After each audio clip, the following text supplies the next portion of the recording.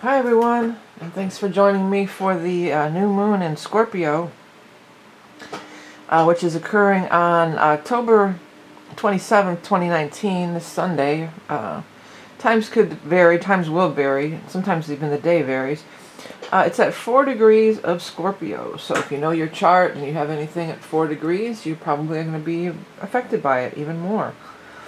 This is a psychic astrology reading. So if you're like, man, this looks like too much astrology, I can't follow this, hang in there because it does get more and more psychic as we go along. And if you're like a real stickler about astrology is a science and the book says this and this means this and that's set in stone, then this definitely is not the forecast for you, okay? Because I definitely color outside the lines quite a bit, all right? All right, so let's get rolling here. Yeah, look at all this stuff in Scorpio. Boy, do we have a lot in Scorpio. We've got, of course, the sun and the moon for the new moon energy. And then we've got Venus, Pallas, Mercury. Huge stellium in Scorpio. The biggest thing that's happening with the actual new moon point here, I'll get to the rest of that in a minute, though, is this Uranus. Look, it's 4 degrees. It's exactly opposing Uranus. So this is some really strange energy, and it's, you know, it's funny that we always have the new moon in Scorpio around Halloween. It's perfect, like, for Halloween. The Scorpio energy is right in there, you know. And then we have the Uranus. So strange and unusual occurrences. You know, this occurred to me about the Uranus in Taurus. I've been tuning, I wouldn't call it channeling because I'm not losing consciousness or anything. I'm not surrendering my consciousness over, but I've been tuning in, and I'm writing this book. I guess you could call it channeled material. And I kind of want to just do videos on it, but they're like, no, it's going to be a book, so I'm staying with the book theme. But they are terrestrial beings. They're of the earth, and they have been around for a really long time. And one of the things they told me just recently is that all the creatures of the earth are aware of us other than the humans. And it's not fairy. It's very, very different from fairy. But they know that they know of the fairy kingdom and that too. But Taurus being so of the earth, and then Uranus being this, you know, expansive knowledge, higher knowledge, and all that. I feel like they're sort of coming forward now at this time. That Uranus, being in Taurus, is sort of facilitating them coming forward. So that's something that came through for me. But anyways, I don't want to go on and on about them because I'm supposed to save it for a book. There's much more to meets the eye in this earth. That's something we can say about it, you know. There's more than meets the eye. There's so much more than we currently know. We think we've explored the whole world and we know everything. There's definitely like multi-dimensional things happening, and that's the Uranian energy too. Also, possibly the multiple timelines thing is really coming to the forefront now too. That's though we're on the earth, Uranus, there's many layers, you know. I always think of Uranus and Aquarius energy as fluttering, you know, even the symbol of the Aquarius symbol here, you know, is this, you know, and visualize this Aquarius symbol, but on many layers and moving like electrically, you know, it's pulsating, it's alive, it's electric, boogie, oogie, oogie. Yeah, so it is, though, and a lot of things like this are going to come through. How we have multiple timelines on the Earth, which is very down to earth, and how there are these other beings. Maybe even, you know, Sasquatch or Bigfoot might even come out or something. But these are not Sasquatch or Bigfoot, the guys I'm talking to. And Scorpio is all about solving the mystery, getting in there, finding out that mystery, finding that mysterious secret, and unearthing it, or solving that mystery. They're the detectives. Scorpios are the detectives of the zodiac. So, and secrets could be revealed in all sorts of ways. It doesn't have to be this big esoteric knowledge thing, you know, about multiple dimensions and creatures living in other dimensions alongside us and this and that. It just could be anything right in your personal life, because Taurus is going to bring it right down to earth too. Taurus is going to bring it down to earth, but Uranus and Taurus are very different energies. So Uranus is this electric vibration that's fluttering all around. And Taurus is like solidly stuck in the earth and fixed and down there. So it's a little bit of both, I would say. It's a little bit of the Taurus saying, "Ugh, come here," and they're just pulling it in, you know. So it's not way up here in the ethers. It's boom, it comes down to the earth. But also then Uranus is coming in contact with the earth and making us aware that there's more than meets the eye. That's what it is, yeah. And so then Scorpio's there, and it's wanting to find out all the secrets and everything. In a real down-to-earth way, in a real Taurian down-to-earth way, 8th house is joint finances, it's sex. It is the house of death and taxes. So that's all the Scorpio energy kind of things that might, you know, come through in a real mundane way. Or a good time to maybe initiate those kind of things at this time. Start getting your taxes together. Or you could meet somebody if you have something at 4 degrees, especially like your Venus or Mars or something. You could meet somebody that there's like this intense sexual attraction with. You know, that could happen too.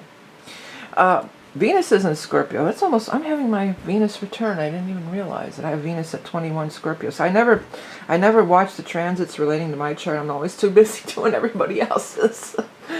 A lot of times I'll be doing a reading. It's like, oh, I'm having that thing too. Wow, I didn't even, you know, I'm going to have my Venus return around here. I didn't even realize that. But there is a stellium going on. Big time, tight stellium. Venus 24 degrees, Pallas 25 degrees, Mercury 26 degrees. So we got this tight group here. It's sextiling Pluto. It's opposing Vesta. It's sextiling Juno. These are asteroids. Vesta and Juno are asteroids. But the Mercury-Venus, this would be a good time to be, when Mercury and Venus join together, it's always a good time to be real fluid. Your words come easily. People who are, oh, sorry about that, I have this dumb phone. I should always just turn it off before I start, but it's hard to do. You have to go through all this stuff. It's kind of hard to do, but back to the reading. Yeah. Mercury and Venus together, fluidity, creativity, self-expression, eloquence. You know, there's a real flow of words and music, lyrics. It's lyrical, for sure. Relating this back to like sexual stuff and that, with the Scorpio and Venus being in Scorpio, there could be this strong, you know, sexual attraction with somebody. With Mercury being there, it would be like you really had a lot to talk about too. It wouldn't just be sex only. Like you really, you know, there would be a mental connection as well, or you know, things would really flow. They could, with Pallas sandwiched right in the middle of it, Pallas Athena being this the inventor, being the MacGyver of the zodiac. You know, there could totally be some, you know, big aha moments, some big discoveries, some big flashes of insights and genius and things like that. You know, it could be pretty intense. With Scorpio, it's almost like, and they apply it to the Earth sign energy. This is opposing the Earth sign Taurus here and here. I want to say that it's always, like, it's Dorothy. It's been there all along, Wizard of Oz, you know. It might be some big aha moment, but really it's been there all along. You probably am not picking this up in the camera, but there are these rainbow prisms, 2 of them. Yeah, it's not showing in the camera, but I've got these 2 gorgeous, one's coming out of here and one's coming out of here because of the way the lights come in the window over there. It's really gorgeous. What are they pointing to? Well, it depends on how I turn my head. They move. If I turn my head to the right, they move downward, and then if I turn my head to the left, they go upward and off the screen. But it's beautiful. It's just pink, yellow, green, blue, purple, hot pink, orange. Just gorgeous. I've got these. I don't think there's any way I'm going to be able to catch this on the camera, so I'm not going to start. Well, maybe if I pick up the thing and move it around a little bit. I know some of you are like, get back to the reading already. Well, there's a little bit of one going up and down here, but these are not. That's not this. They're real bright and they're coming in like this. So I feel like I don't feel like that's just a coincidence, and I'm not going to shut up about it. I hear many of you out there, shut up and get back to the reading, because it's spectrums of energy. It's spectrums of light and energy that are coming down and coming through. They're almost in line with these aspect lines here, very closely. They're definitely in line with the The new moon's opposing this one here, Uranus energy. So I guess it's just kind of reinforcing that there's going to be, that's gorgeous, look, it's just, that it's going to be, when I finish the reading, I might try to get my camera in here, my phone camera, and like come over at this angle and try to photograph it. If I do, I'm not going to edit it into the video. I'll like post it on my Facebook page or something. But hopefully I'll remember. But anyway, so prisms of light, prisms of energy, rainbow bridge. The rainbow bridge is open. It's not, you know, everybody, oh, we crossed the rainbow bridge means you croaked, basically. You know, you went to the other side, but the rainbow bridge is not just a one-way thing. I don't feel, you know. I feel like it's a connector between this world and the next. There's definitely some kind of multidimensional connection stuff that's going on here. And what else is going on? Let's move on from all this. Let's see here. Well, it's sextiling Pluto too in Capricorn. You know, this Pluto Capricorn, Pluto Saturn, this Capricorn stuff up here. This is this feeling really stuck kind of energy. And where I thought, and I think many thought, that Pluto's going to come in there. It's only, you know, it's in 20 degrees. It's not gone all the way through. But my take on it was Pluto going into Capricorn was going to revise everything. And, you know, all the big, powerful things are going to, you know, they're going to lose their power. They're going to have to reevaluate or rethink things. And that's not happening. I mean, to some degree, I guess it has.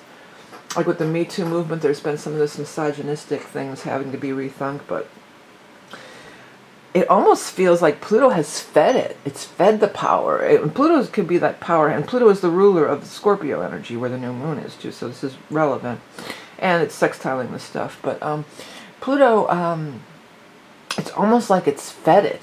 It's almost like it's made it even you know, this is when the guy buys the EpiPen and charges whatever, you know, does all this kind of stuff. Like it's the greed and the hunger for power kind of vibe. Rather than Pluto taking it down and taking it out, it's almost like it's fed it. It's fed the fire. It's added fuel to the fire and made it. It's impassioned it, because Pluto and Scorpio are very impassioned vibrations, you know. So this has been a surprise to me, you know, but we're not done yet. It's still got probably a couple years to go before it moves into Aquarius. I don't know offhand. But that's been surprising for me. And the rage and the, you know, that greed and the rage, and it just seems to be really amplified rather than Pluto coming in and taking it down. Pluto has just like really built it up a lot more. So that's kind of surprising. This new moon is trining the North Node, you know, so it's an opportunity. When we have these aspects of a North Node, it's an opportunity to go in that direction, to go in the direction as a collective, or if you have Cancer North Node or something in Cancer of your own. The Cancer energy, expressed at its highest potential, is the nurturer, the healer, the mother, you know. Healing, and it starts with yourself, you know. It always starts with yourself. It always starts with you. And there's a trine, so there's an opportunity for that to happen, you know. Secrets will kill you, you know. I think that's part of it too. I think we're walking around in a fantasy. We are. We are walking around in a fantasy in so many ways in our lives, and the Lilith conjunct Neptune is also really bringing that out too, because Lilith's going to call a spade, man. She's not going to, you know, bullshit you or let you, you know, double talk her or anything. And she's getting in all this Neptune stuff, and we're realizing that we're walking around in a fantasy. We think this is the only reality, is our reality. There's all kinds of realities going on. Even, you know, forget about all the multidimensional stuff if that's too far out for you. But just, you know, my reality is not your reality. My take on this situation is not your take on this situation. There is no set in stone reality of anything, you know. We're walking around, you know, we were walking around in a dream, you know. Life is but a dream. That one song I wrote, you wouldn't know it, but it's actually a lullaby. My grandson loves it. If I have to get him down for a nap, I play it. It's the baby song. It's on my Learning Songs for Kids channel. You can find a link below if you want to check it out. But there's some lines in it. It's like, baby, don't you cry, 'cause it's dreaming time, meaning it's sleep time. But it's a double meaning, and there's one part where I go, we're dreaming time. Like, so it could mean like, yeah, we're going to sleep, we're dreaming time, but really I'm saying we're dreaming time. Like time is a dream, this 3D reality is an illusion. It's kind of like this little double thing I snuck in there intentionally. But, you know, you could also just take it as we're dreaming time, like we're going to bed, you know, but it was meant to be, we're dreaming time. This is the dream, you know, life is a dream. And it's a lucid dream. You know, it's a lucid dream, so we can create our realities. We can go in the direction of love. We don't, these outside powers and these outside entities isn't the right word, but, you know, the forces that be, or the powers that be, that's what I'm trying to say, yeah, the powers that be, they don't have as much power on our inner world. You know, we've got a kind of loose grand trine in water here, with involving the Neptune. The water energy is receptive. The water energy is emotional. The water energy is spiritual. The North Node, Cancer, love thyself. Love, you know, nurture thyself. Be kind. You know, cut people a break. Everybody's struggling. Everybody's screwed up. We're all screwed up. Face it. You know. Neptune too is within Lilith Neptune. It's like we put on this facade, but Neptune also rules mental illness and addictions and stuff. But it's also this facade that we put to the world, you know, and oh, everything's perfect. Or social media, you know, it rules film and stuff. But I believe it kind of. I think Aquarius has to do with social media because it's 11th house and you know, groups. But I think Neptune has to do with it too. Whatever, it's just we present this face to the world and, oh, look at our perfect life and we're having it so great, and really we're, you know, all kinds of dark and crazy stuff is going on, and everybody has this shadow side. It's Pluto, everybody has a shadow, Lilith is about bringing out that shadow too, I would say. You know, we have our struggles. It's the human condition, man, so that's what it is. Everybody. Come on, everybody, let's count to 10. Now I got my grandkids' playlist running through my head now. all my kids' songs. Yeah, Saturn's with the node, we know that. Conjuncting Pluto, we know that. Sextiling Neptune, we know that. I'm just looking at this, if you're not familiar, this is the aspectarian. And just to see if there's anything real important that I missed. We've got a Mars square Saturn. Okay, let's see here. Open up here. Spread out, ladies. Where is that Mars at? Where can I not spot the Mars? Well, here's Saturn, so it's going to be in a cardinal sign. Oh, it's over here in Libra. There we go. Yeah, Mars in Libra. It is. It's directly squaring the Saturn. Right on. Well, you know, Mars in Libra is not the greatest place for it to be. It's the complete opposite of Libra energy. Libra is all about, oh, I'm going to be nice, I'm going to be friendly, I'm going to get along, I'm going to be in a partnership, and, you know, all this kind of stuff. And then Mars is like, you know, I'm out for myself. I'm going to fight the battle, I'm going to do what I want, I'm not putting up with your shit or anybody else's, you know. So this could bring up some turbulence in relationships. This could cause us to look at some real turbulent things in relationships that maybe we haven't taken a look at. You know, that might come up to the surface. You know, I already see that the light is shifting. I really want to get this picture because now these are extending across the whole thing here. So, I mean, I think we covered just about everything. I want to let everybody know that I am open up for the year ahead readings. It's a very popular reading that I offer for a limited time every year. I do start out with some basic astrology. We look at like where the eclipses are and the Saturn-Pluto conjunction in January. And then I do a tarot reading, a psychic tarot reading, and an animal totem. So if you're interested, you can find that and other information on my site. If you like strictly astrology, the only reading that I'm offering right now, which is really my favorite reading to do, is the soul reading, where I look at, I tune into your chart. I use astrology, but I tune in psychically, and I look at your past life and your soul mission, basically. It's a soul reading. So if you're interested in any of that, you can find out more from my website. I also have a lot of decks and books that I've designed, and t-shirts and different things, and also adult coloring books that make really great gift ideas. So if you're interested in any of that, please do check it out by purchasing my wares and liking and commenting and sharing and everything you do to support me and this channel. this keeps the readings free and ongoing for all these years.